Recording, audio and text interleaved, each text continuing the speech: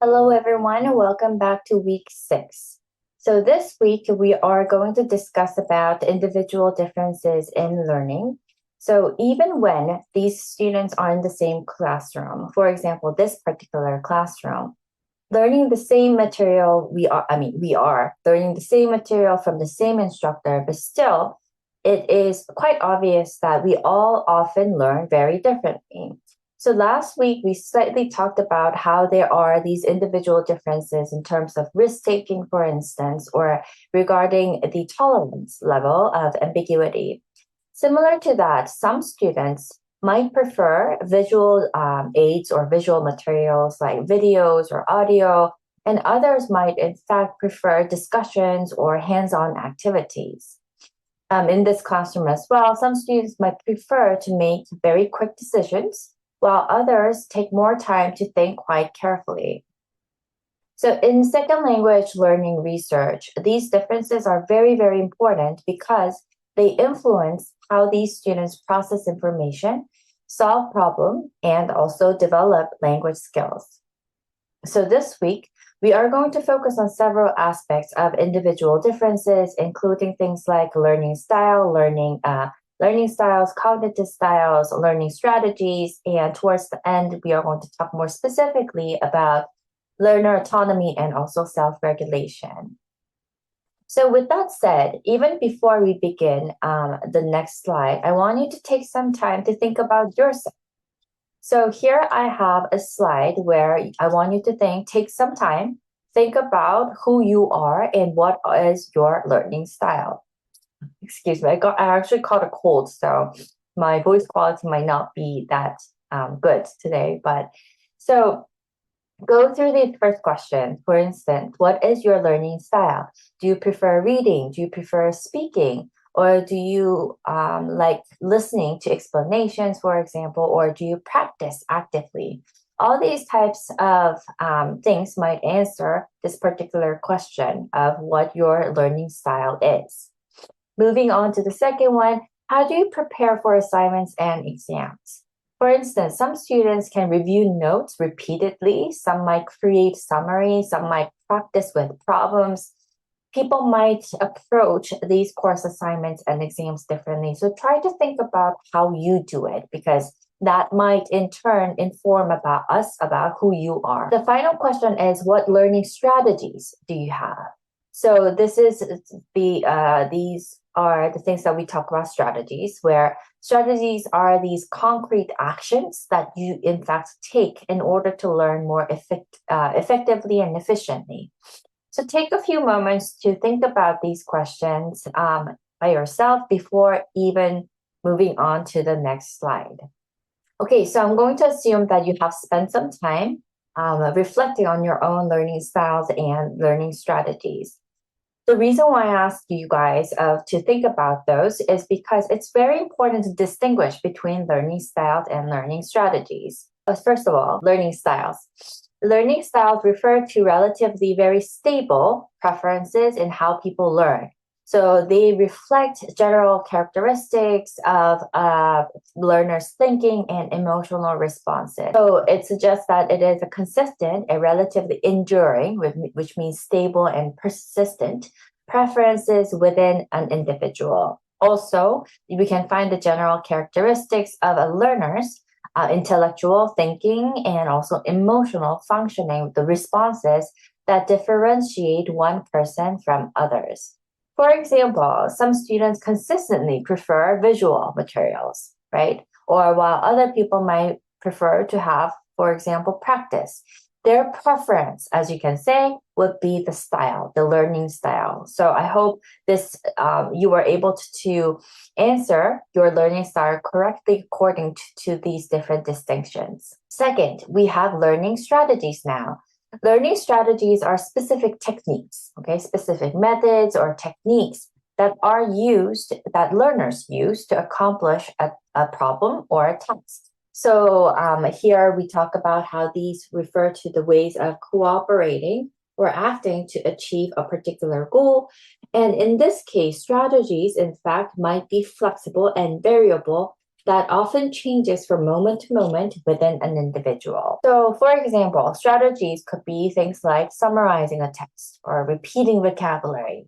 Some of you guys actually take notes, like lecture notes, or you can ask questions. All these are considered to be strategies. So, unlike styles, strategies are flexible. We talked about how the styles are stable and enduring, but strategies are quite flexible and that can change depending on the situation.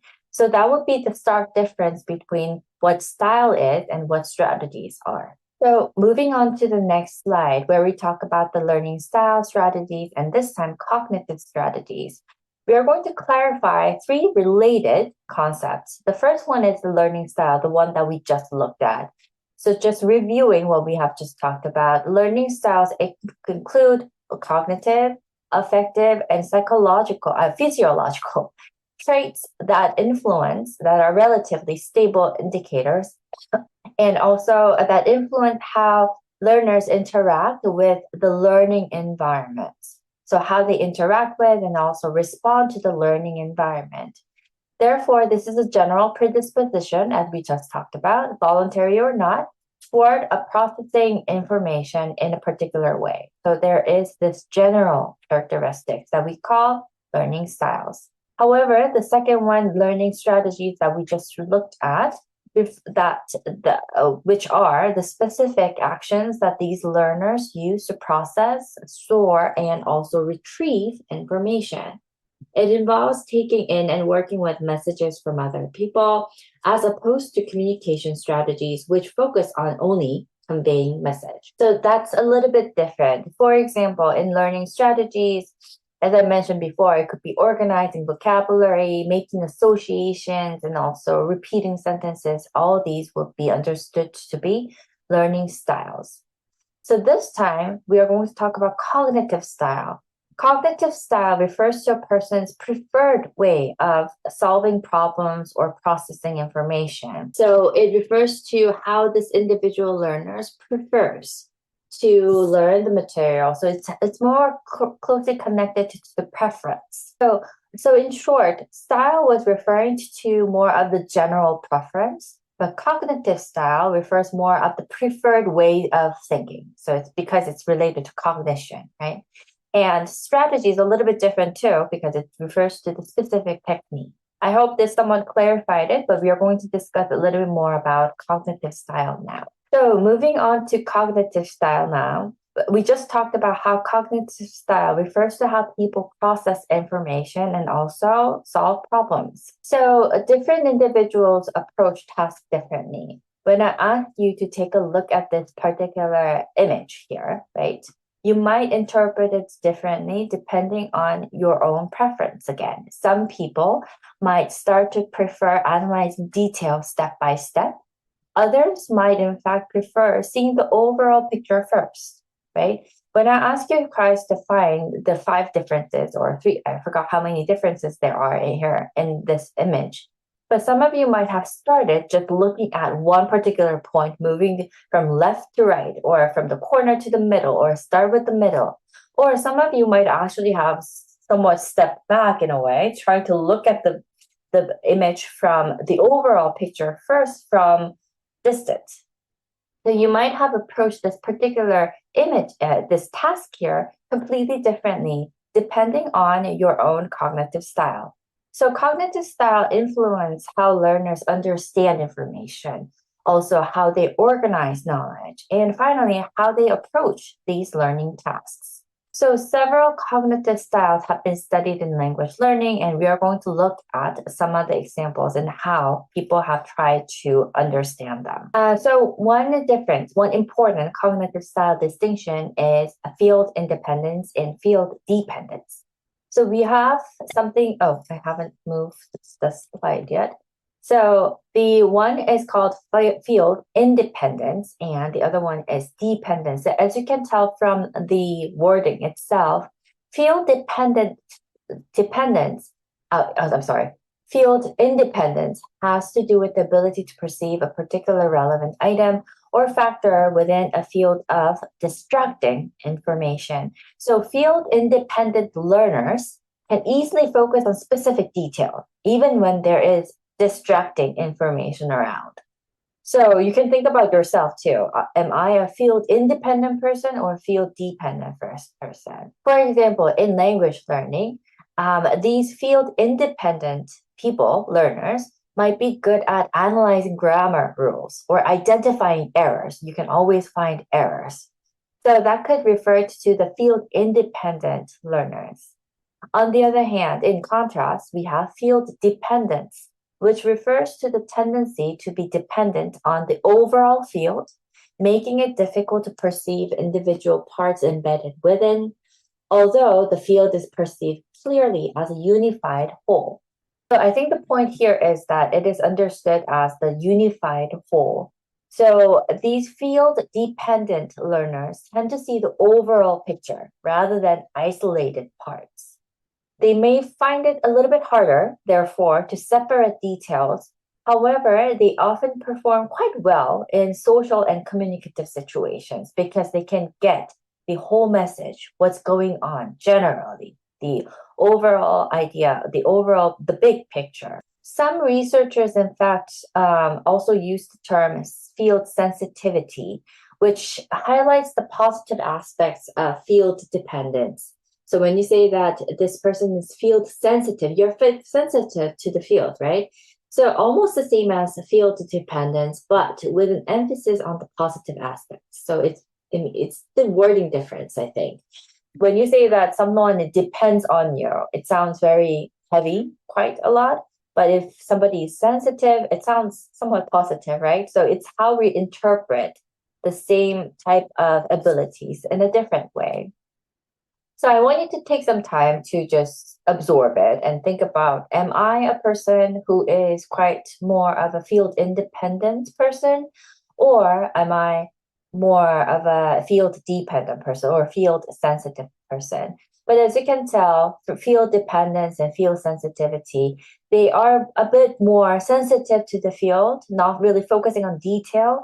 Therefore, they're very good in handling these types of social and or communicative tasks. So that might be another difference between the two. Okay, so last time, so we talked about different left brain and right brain. I hope you guys remember, I think 2 weeks ago, we talked about the aphasia, for example.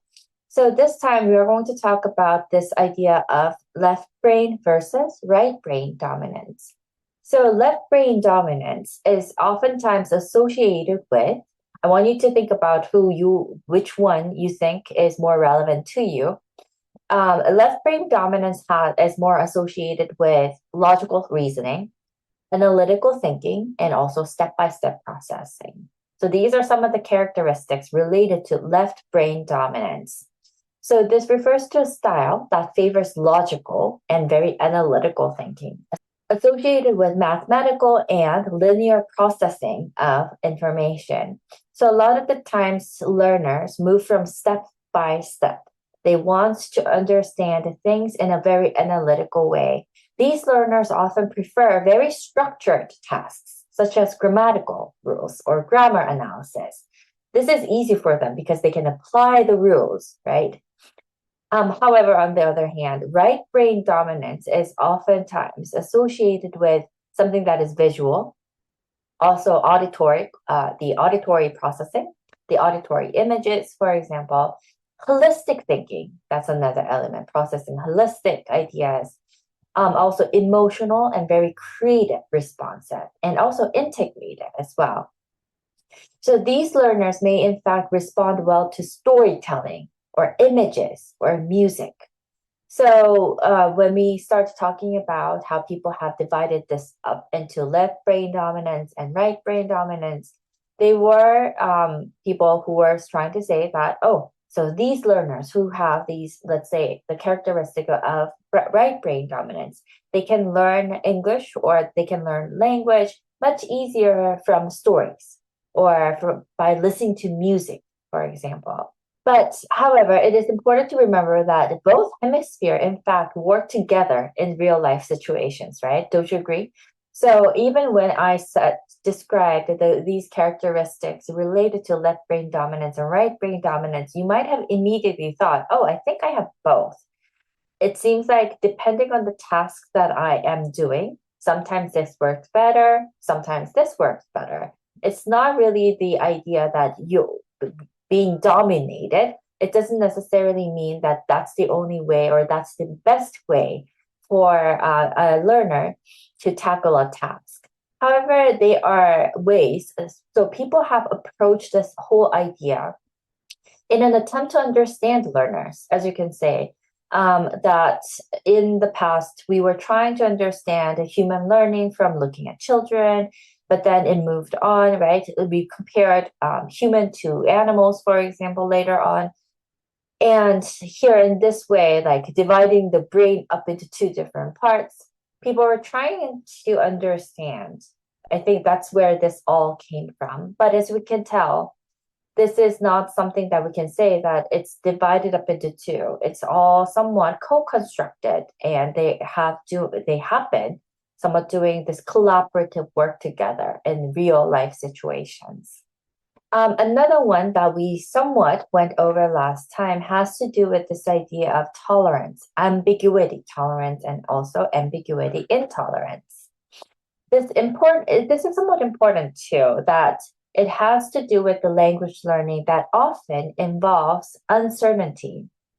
For example, you might experience unfamiliar vocabulary, like when you're reading a novel, you might encounter an unfamiliar vocabulary within a sentence. You might be the person who just skips that word and say, like, oh, I think I might be able to guess what this means from inferring to other contextual cues. But some of you might actually have to look up the dictionary to find out what it means at that point. So you can find out about those from like these cases in language learning. Or sometimes you might not be able to understand the whole message, right? Incomplete understanding. However, still, you might be able to just let it go, or sometimes you have to find out about it. Also, another one would be unclear grammar patterns or grammar rules. Even when we talked about regular and irregular verbs or talking about articles, a lot of the times in English learning, especially too, we have these things that could be very unclear.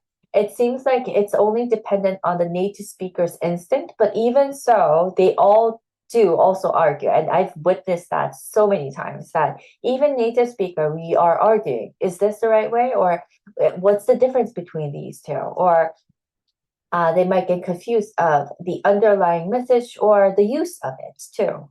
So here, when we encounter these situations, which seems very natural in language learning and all learning in general, learners with low ambiguity tolerance, so who are intolerant, might feel very uncomfortable in these situations, right? As you can imagine.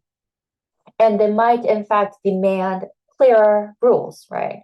So that would be something that we can experience because ambiguity intolerance eventually refers to a style where an individual is relatively ill-equipped to tolerate or manage a high degree of uncertainty in a linguistic context. Therefore, they might demand more certainty, clearer instruction, and also structure. On the other hand, ambiguity tolerance has to do with a style, again, in which an individual is relatively well-equipped with to tolerate or manage a high degree of uncertainty in a linguistic context. So in this situation, learners can continue learning even when they do not fully understand everything. Research suggests that moderate ambiguity tolerance is often beneficial in language learning. But this is, again, something that we can talk about and discuss about which one is better. I don't think there's an answer to that question at this point by saying always ambiguity intolerance is better or ambiguity tolerance is better. But still, what this suggests is that the moderate level might actually be good, like the balancing it out, because sometimes you have to be intolerant, right, to find out about the details.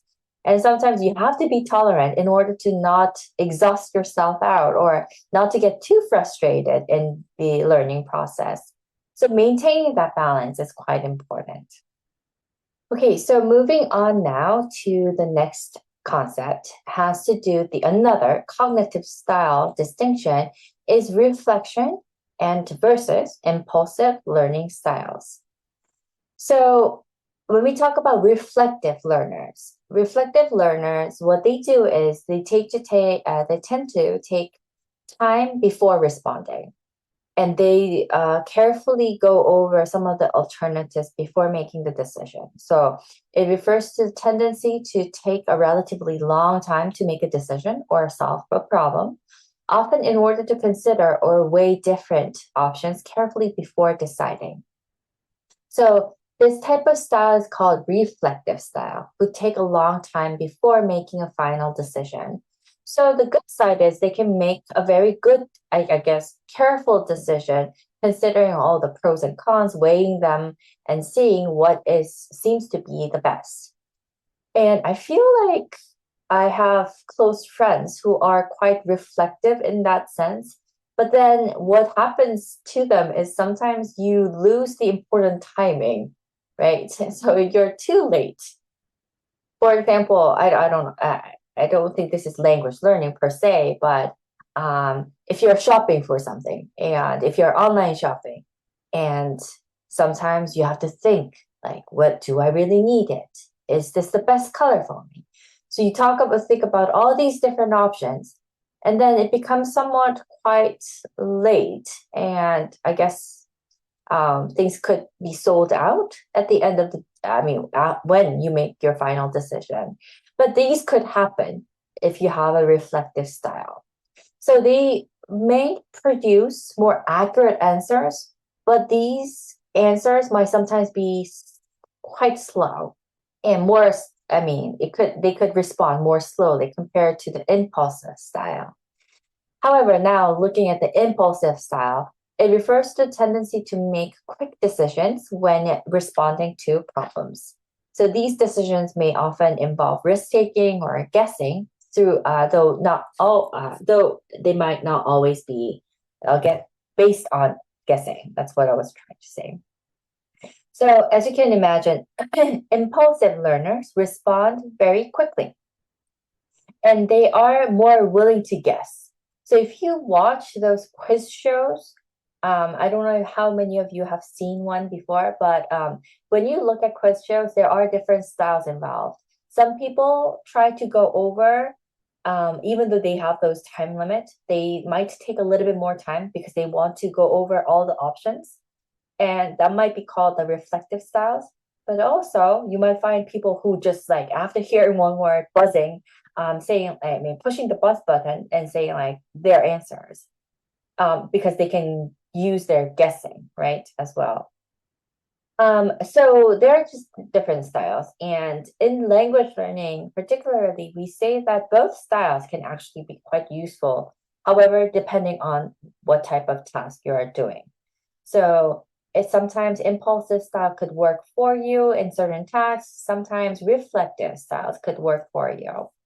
In this particular classroom, I asked you guys to write a weekly reflection. It's called reflection because I want you to take some time, digest what we talked about in class, make connections to your own experiences, and then write your thoughts. And during the writing reflection, you can in fact develop, I've seen some of you in fact did a very good job there, to further develop your concepts or your understanding, deepening your understandings, or be able to learn from your own reflection.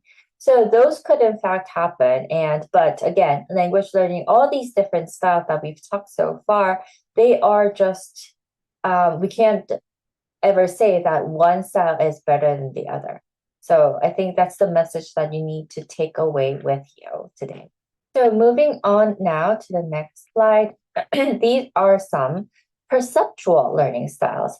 So this is another way to classify learning styles, and it includes the auditory learning style, kinesthetic learning style, and finally visual learning style. Let's go to the first one together. So auditory learning styles, can tell from the description, it refers to the tendency to prefer listening to lectures, discussion, and audio tapes rather than relying primarily on visual or kinesthetic input. So some people might like listening to lectures. I've seen people put them into make it faster so that if you get adjust to the style, for example, and might prefer listening to debates, for example, or songs. All these might be related to the auditory learning style. So they might, in fact, prefer this type of lectures, for instance, or discussions. Moving on to the second one, kinesthetic learning style. These kinesthetic style has to do with their preference on demonstrations and doing something physical activity involving bodily movement. Do you guys remember the TPR, the total physical response that we talked about, I think 3 weeks ago or 2 weeks ago?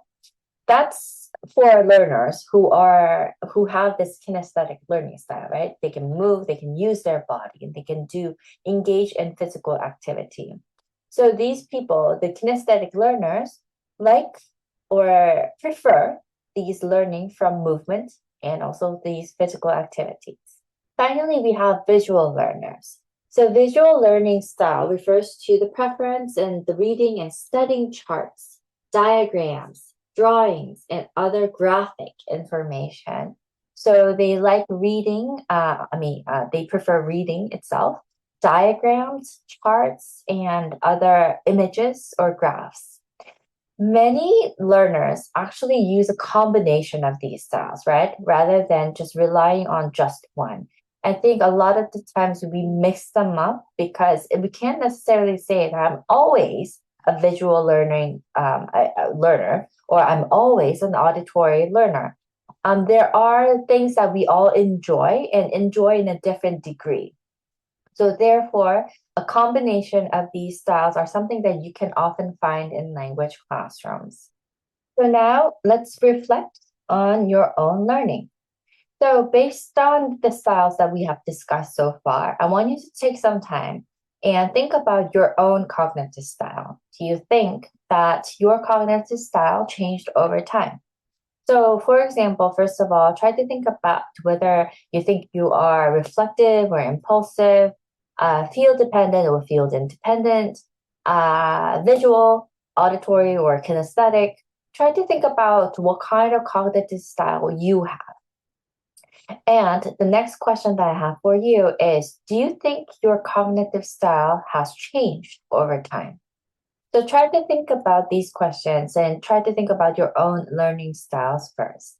Okay, so I want you to take some time to think about this. And when we come back to the part 2 of this class, I might ask you guys to share what your cognitive styles were and also whether you think that they have changed over time or not.